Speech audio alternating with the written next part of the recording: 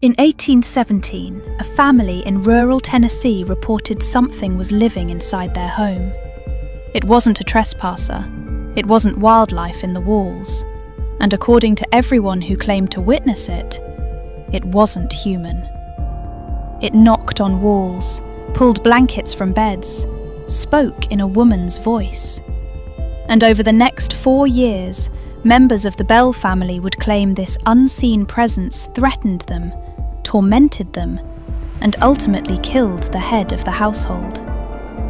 There were no fingerprints, no physical suspects, no arrests, only testimony, and a legend that refuses to disappear. This is the Bell Witch case. Let's tear into it. The story begins in Robertson County, Tennessee, near what is now the town of Adams. In the early 1800s, this area was frontier farmland. Sparse settlements, heavy woods, long stretches of isolation between properties. John Bell Sr. had moved his family there in the early 1800s. He was a farmer, financially stable, known in the community. His wife Lucy was described as deeply religious. Their children were active in local social circles. There are no historical records suggesting criminal behaviour, mental instability, or public scandal connected to the family before 1817, which makes what they reported next more difficult to categorise. According to later accounts, the disturbances began subtly, knocking on doors late at night, scratching sounds along wooden walls, unexplained noises in the yard. At first, the family dismissed it, but the incidents escalated. Blankets were reportedly pulled off sleeping children. Slaps and pinches were felt by family members. Food was knocked from tables. Milk spilled without explanation. Neighbours were eventually invited to witness the activity. Some claimed they heard the knocking too. And then the situation shifted from nuisance to something far stranger, because the entity began speaking. Witnesses described the voice as female. It could answer questions directly. It could quote scripture.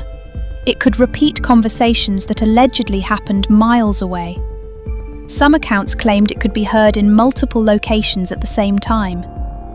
Over time, the voice developed what witnesses described as a personality. It referred to John Bell Sr. as Old Jack, and it made repeated threats against him.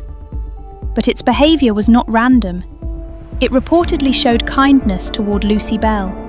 It sang hymns to her, left her fresh fruit, spoke respectfully to her son John Jr.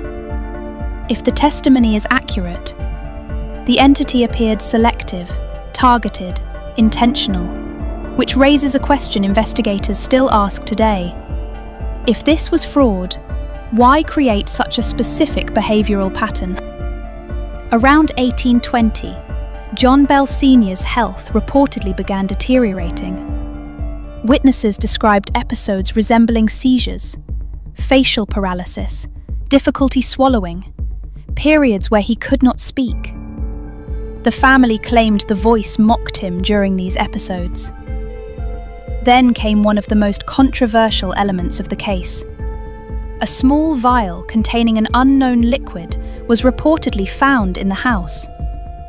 According to later retellings, the entity claimed responsibility for the contents of the vial. It allegedly stated it had given John Bell a dose.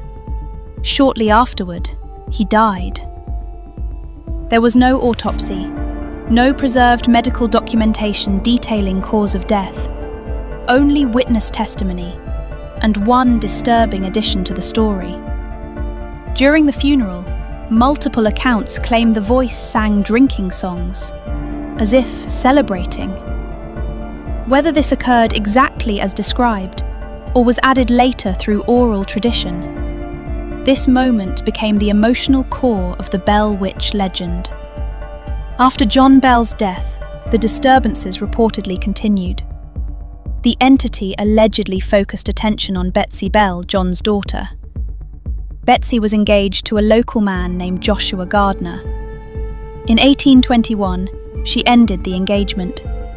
According to legend, the entity claimed responsibility for influencing her decision.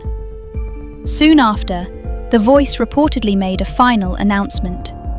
It would leave the family, but it would return in 7 years. In 1828, family members claimed the entity returned briefly. Conversations were reportedly held, questions answered, then the presence disappeared again.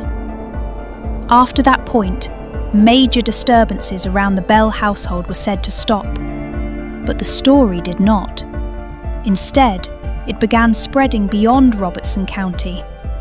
One of the most famous claims associated with the Bell Witch involves Andrew Jackson. According to legend, Jackson travelled to investigate the haunting.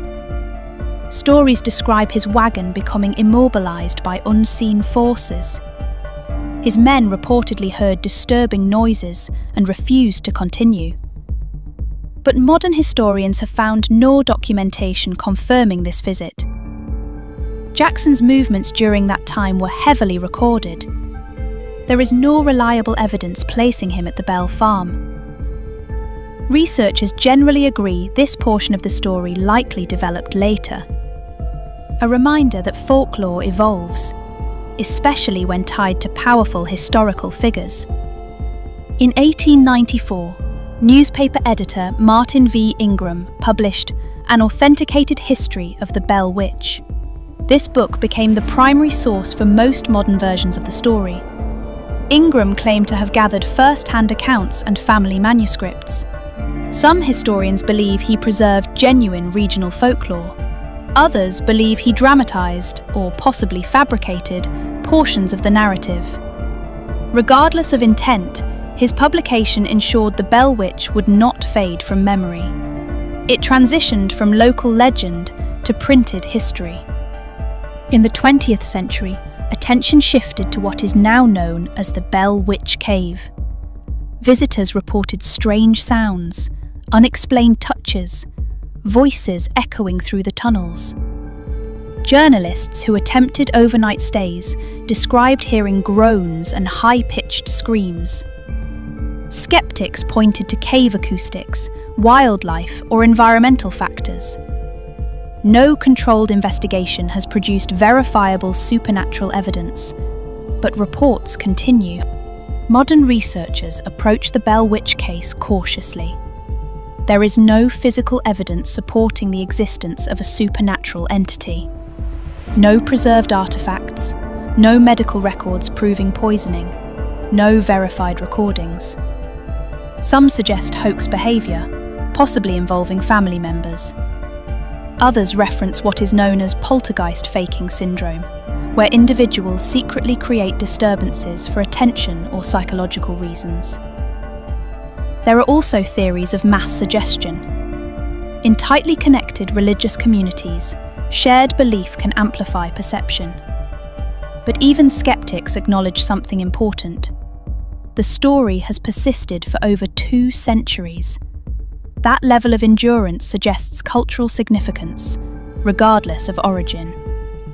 In true crime, we search for motive, for evidence, for a suspect. In this case, there was none, only testimony, fear, and interpretation. Was the Bell Witch a hoax that spiraled beyond control? A misunderstood medical condition? A product of 19th century superstition? Or something we still don't fully understand? More than 200 years later, people still visit Adams, Tennessee. They still walk the land near the Red River. They still explore the cave, looking for answers. The Bell Witch may never be proven real, but the legend is. And sometimes, the stories people refuse to let die are the ones that tell us the most about ourselves. Thanks for watching.